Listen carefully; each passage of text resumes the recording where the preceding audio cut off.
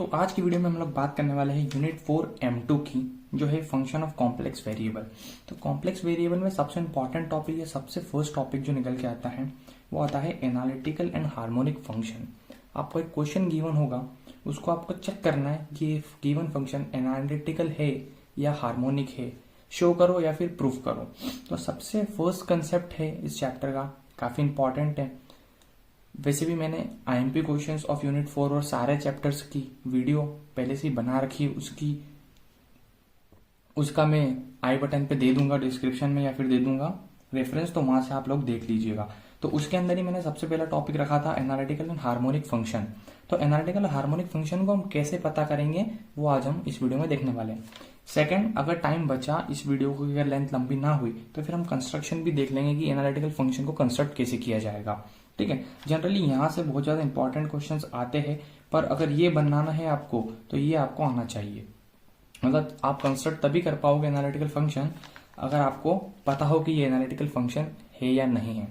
तो सबसे पहले अगर हम देखें तो आपको कुछ चीजें पता होनी चाहिए। इस चैप्टर में W का मतलब FZ ही होता है, मतलब फंक्शन ऑफ Z। Z मतलब कॉम्प्लेक्स नंबर, और उसको हम लिख सकते हैं U plus IV, where U is the real part. U क्या है हमारा रियल पार्ट, और V क्या है हमारा इमेजिनरी पार्ट। आप सभी जानते हैं कॉम्प्लेक्स नंबर में एक रियल पार्ट होता है, एक इमेजिनरी पार्ट होता है।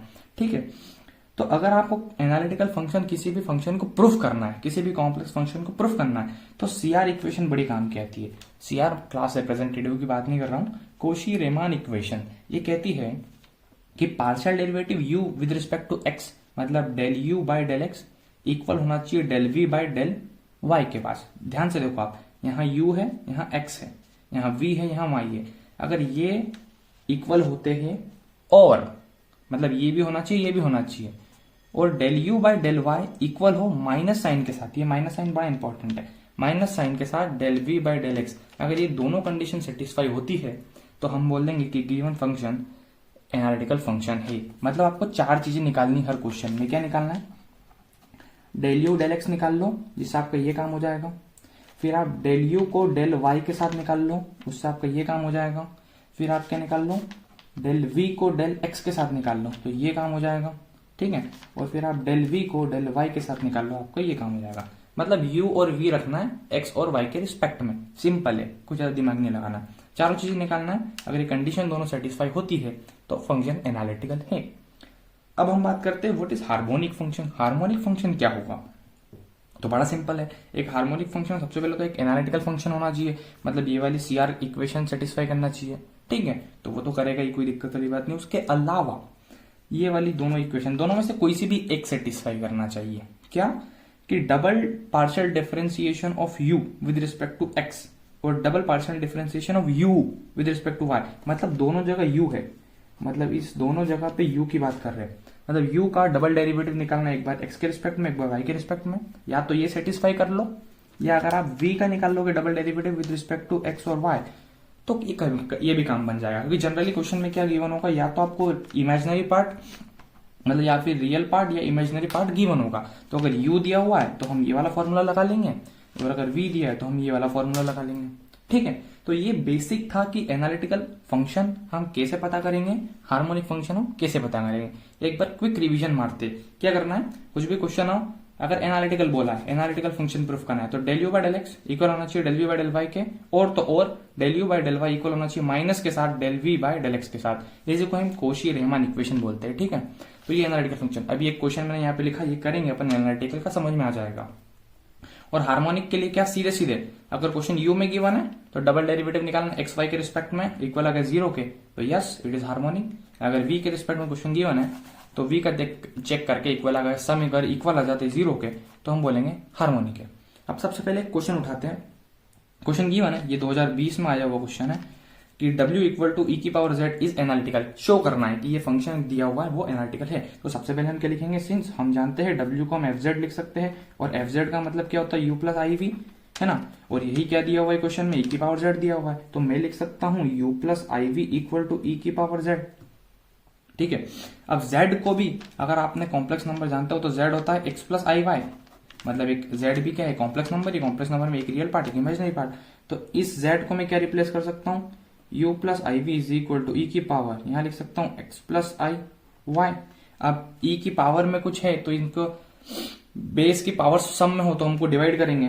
कैसे करेंगे, अगले स्टेप में ये लिख सकता हूं डी की पावर एक्स प्रोडक्ट में आई वाई। कोई दिक्कत वाली बात नहीं। अब यहां पर इस क्वेश्चन में ट्रिक है। ट्रिक ये है कि आपको इस ई की पावर आई वाई को कुछ लिखा जा सकता है। और वो क्या लिखा जा सकता है वो मैं आपको बताता हूं।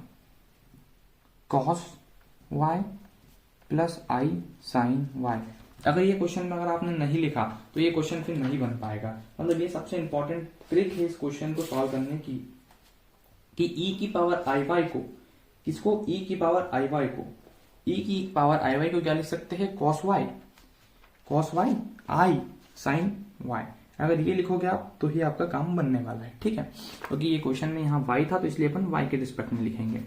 तो ये हो गया। अब देखो अल्टीमेटली आप सोच रहे होंगे कि ये क्या फोकट की चीजें आपने लिख दी। तो देखो एनालिटिकल फंक्शन हमको निकालना है। तो एनालिटिकल फंक्शन के लिए हमें क्या चाहिए, डेल यू और डेल वी की बात करेंगे। मतलब अल्टीमेटली मेरे को यू पकड़ में आना चाहिए और वी पकड़ में आना चाहिए, फिर उसका पार्शियल डेरिवेटिव निकाल लूंगा। तो इस क्वेश्चन में मेरे पास यू और वी गिवन नहीं था डायरेक्ट, इसीलिए मैंने ये क्वेश्चन लिया।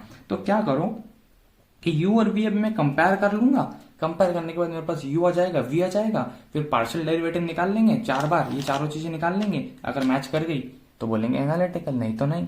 तो एक बार अभी कंपेयर करते हैं। अगर यहां से मैं कंपेयर करूं तो ये अगली क्वेश्चन क्या बनेगी, u plus i v is equal to e की पावर एक्स है, यहां लिख सकता हूं cos y plus i sine y. E का मल्टीप्लाई करता हूं अगर मैं, तो u plus i y is equal to e की power x cos y plus e की power x i sine Y.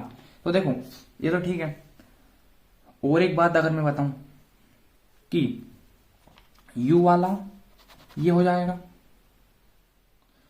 और v वाला ये हो जाएगा। कंपैरिजन जानते हो ना, मतलब i जिसके साथ में वो इमेजिनरी और u जिसके साथ में वो नॉर्मल। तो e की पावर x cos y मेरा ये हो गया। और v की बात करूं तो i हटा दो, i हटाएंगे तो e की पावर x साइन y। अब मेरे को 4 चीजें निकालना है। क्या क्या निकालना है, एक निकालना है del U by del X. चलो पहली बात मैं ये निकाल लेता हूं, मतलब मैं पहले ये वाली चीज निकालने वाला हूँ। Del U by del X कैसे निकालेंगे, इसका पार्शियल डिफरेंशिएशन निकालना है with respect to X. X निकालना है, मतलब वाई का कोई रोल पार्ट नहीं है तो वाई को एज इट इज लिख दो। कॉस वाई को मैंने एज इट इज लिख दिया। अब एक्स का मतलब ई की पावर एक्स का डिफरेंशिएशन पार्शियल वाला ई की पावर एक्स ही होता है, तो ये लिख दिया। अब क्या निकाल लेते हैं, ये वाला निकाल लेते हैं del V by del Y. मतलब v का निकालना है विद रिस्पेक्ट टू y निकालना है, मतलब x का कोई रोल पार्ट नहीं है। तो x का रोल पार्ट नहीं है तो e की पावर x को ऐसे ही लिखा रहने दो, ठीक है। और साइन y का डिफरेंशिएशन क्या होता है, साइन का डिफरेंशिएशन cos होता है, तो यहाँ cos y आ जाएगा। कोई दिक्कत, मतलब मैंने ये वाली और ये वाली चीज निकाल ली।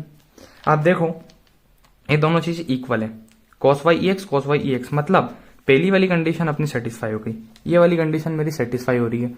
ये दोनों चीजें इक्वल है ना, एक चीज सेटिस्फाई हो गई, ठीक है। अब दूसरी बात करते हैं। दूसरी बात क्या निकालते हैं कि del U by del Y, ये वाली बात।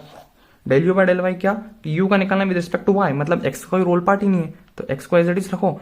इस कॉस का डिफरेंशिएशन साइन वाई। और del V by del X क्या होगा, मतलब इसका निकालना है विद रिस्पेक्ट टू एक्स निकालना है।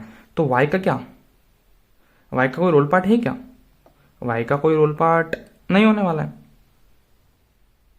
और एक चीज शायद मैंने कुछ गलती करी है, हाँ, डिफरेंशिएशन ऑफ कॉस था ना यहाँ पे। डिफरेंशिएशन ऑफ कॉस क्या होता है, माइनस का साइन होता है, माइनस का साइन होता है, ठीक है। और यहाँ पे क्या है, यहाँ पे तो सीधा सीधा v का with respect to x, v with respect to x, x का e की पावर x और साइन y। तो यहाँ अगर देखोगे आप तो ये दोनों एक दूसरे के नेगेटिव साइन के साथ है, ये माइनस ई है तो हमें भी तो माइनस वाला ही चाहिए। मतलब इक्वेशन 1 से और 2 से मैं कह सकता हूं कि CR इक्वेशन सेटिस्फाई हो रही है, मतलब ये फंक्शन क्या है, एनालिटिकल फंक्शन है। तो अल्टीमेट गोल क्या होना चाहिए, अगर एनालिटिकल फंक्शन गिवन हो तो हमें u और v पता करना है। अगर u और v आपने पता कर लिया तो उसका डेरिवेटिव लो, 4 चीजें निकालना है। अगर चारों चीज इस ऑर्डर में सेटिस्फाई कर जाए, मतलब CR इक्वेशन सेटिस्फाई कर जाए तो एनालिटिकल है, बात खत्म। तो अब कहानी में क्या है कि हार्मोनिक हमें निकालना है। एनालिटिकल हम निकाल चुके हैं, एनालिटिक के लिए आपको पता है ये वाली कंडीशन सेटिस्फाई होना चाहिए। हार्मोनिक हमें निकालना है, तो मैंने क्या बोला था, हार्मोनिक में या तो आपको u गिवन होगा या v आपको गिवन होगा। In this question we have to give u दिया हुआ है x³ - 3xy²। We have to check it is either harmonic और not. Okay, so very simple. अब कहानी अब बहुत आसान हो गई, कुछ करना नहीं है, डबल डेरिवेटिव निकालना है यू। हाउ? यू का विद रिस्पेक्ट टू एक्स या वाई, मतलब एक्स और वाई दोनों के रिस्पेक्ट में। तो करना कुछ भी नहीं, एक बार d two you upon D x square plus d two y upon मतलब यू डी वाई स्क्वायर, अगर सम आ गया 0 के इक्वल तो काम बन गया। तो इसका सबसे पहले फर्स्ट डेरिवेटिव निकालते हैं, del U by del X निकालते हैं।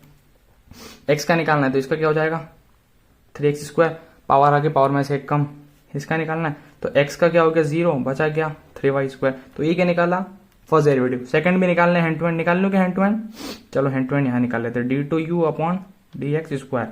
तो इसका डेरिवेटिव सेकंड का हो जाएगा 2 आगे आएगा जंप करके तो क्या हो जाएगा 6x, और इधर x तो है ही नहीं तो ये वाली तो पिक्चर ही खत्म, तो ये वाली तो पिक्चर खत्म 6x। ठीक है, अब निकालते हैं del u with respect to y, मतलब y के रिस्पेक्ट में निकालना है इस पूरे का।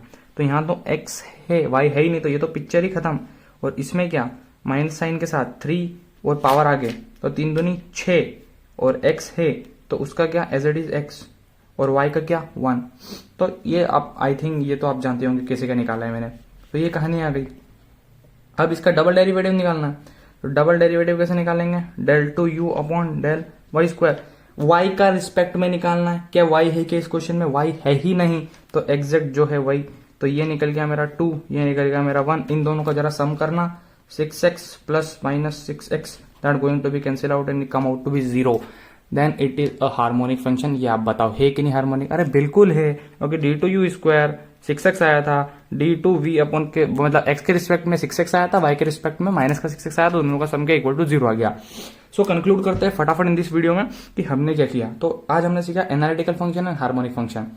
What is analytical function? A function which satisfy Cauchy's Riemann equation is said to be analytical function. कैसे निकालोगे? 4 चीजें निकालनी है, u with respect to x with respect to y, एक चीज u respect to y minus के साथ v with respect to x। अगर ये कंडीशन है तो कोशीज रीमान इक्वेशन सेटिस्फाई हो रही है, एनालिटिकल है। देन हमें हार्मोनिक निकालना है, तो हार्मोनिक में तो लाइफ काफी आसान हो जाती है, करना कुछ भी नहीं है। u दिया हुआ है तो with respect to u we have to calculate double partial derivative with respect to x and y। If there sum is going to be 0 then it is said to be harmonic. अगर y दिया हुआ है तो y से check कर लो, मतलब either u से या आइदर y से चेक करना है। ठीक है, तो in this video we covered analytical and harmonic function. In next video we are going to discuss Milne-Thomson theorem. That's all for today in this lesson. So stay tuned and please watch next video. Milne theorem is very important. So I'll catch you in the next one. Okay.